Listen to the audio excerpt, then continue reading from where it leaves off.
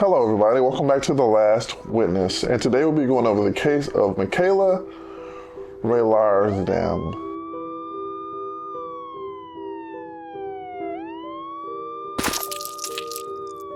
On April 17, 2023, what began as an expensive fetish encounter inside a quiet California home would end with a man dead, a mother of three facing criminal charges, and a case that sparked nationwide debate about consent, responsibility, and the dangers of extreme BDSM practices.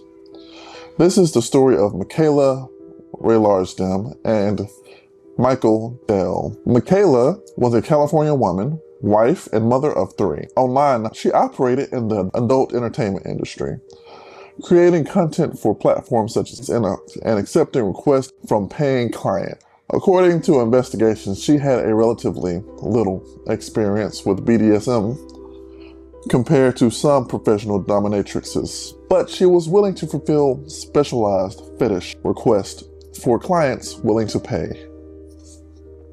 One of those clients was 56-year-old Michael Dell. Dell had developed an online relationship with Michaela and spent weeks discussing increasingly extreme fetish scenarios with her.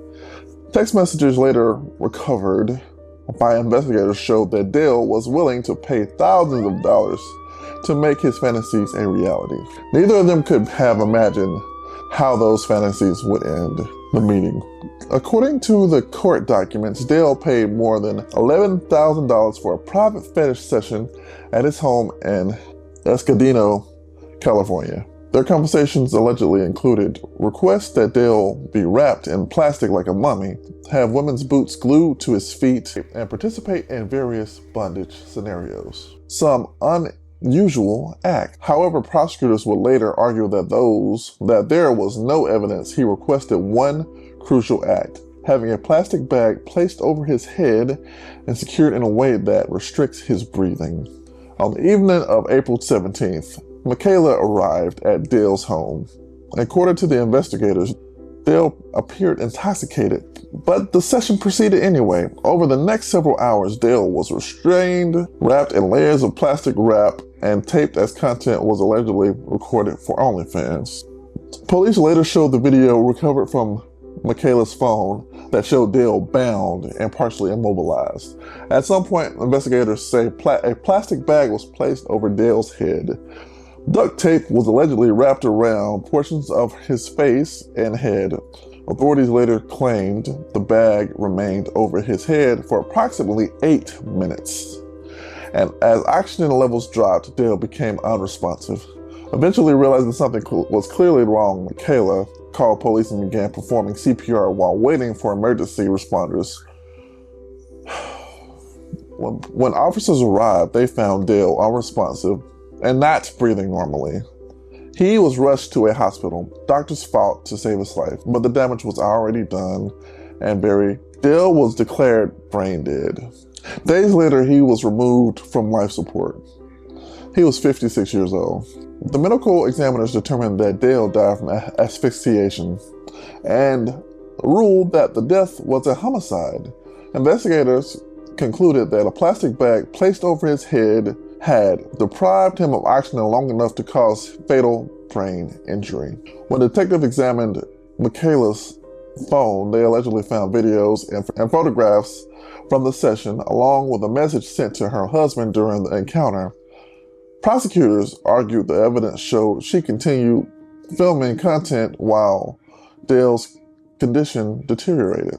Defense attorneys countered that Michaela never intended to kill anybody and immediately attempted to save Dell once she realized he was in distress. They argued that the encounter involved consensual fetish activities that spiral into tragedy rather than intentional violence. For nearly 2 years, investigators continued building their case. Then in February 2025, Michaela was arrested and charged with murder. Prosecutors argued that even if there was no intent to kill, her actions showed a conscious disregard for his life. The case immediately attracted national attention. Many focused on the extreme nature of the fetish requests. Others questioned where consent ends and criminal responsibility begins. Could someone consent to such a dangerous act? And if they do, who bears responsibility when things go wrong? As the case moved forward towards trial, prosecutors and defense attorneys negotiated a resolution.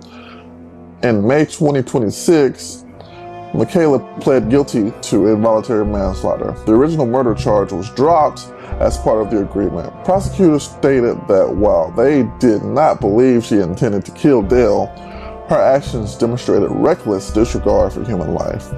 Under the plea deal, she faced a 4-year prison sentence. The agreement effectively closed one of the most unusual cases in the criminal history of California. Michaela Rylaarsdam case sits at the intersection of consent, fetish culture, online adult content, and criminal law. Michael Dale sought an increasingly dangerous fantasy. Michaela agreed to help make it happen. But somewhere during this encounter, the line between fantasy and fatal reality disappeared.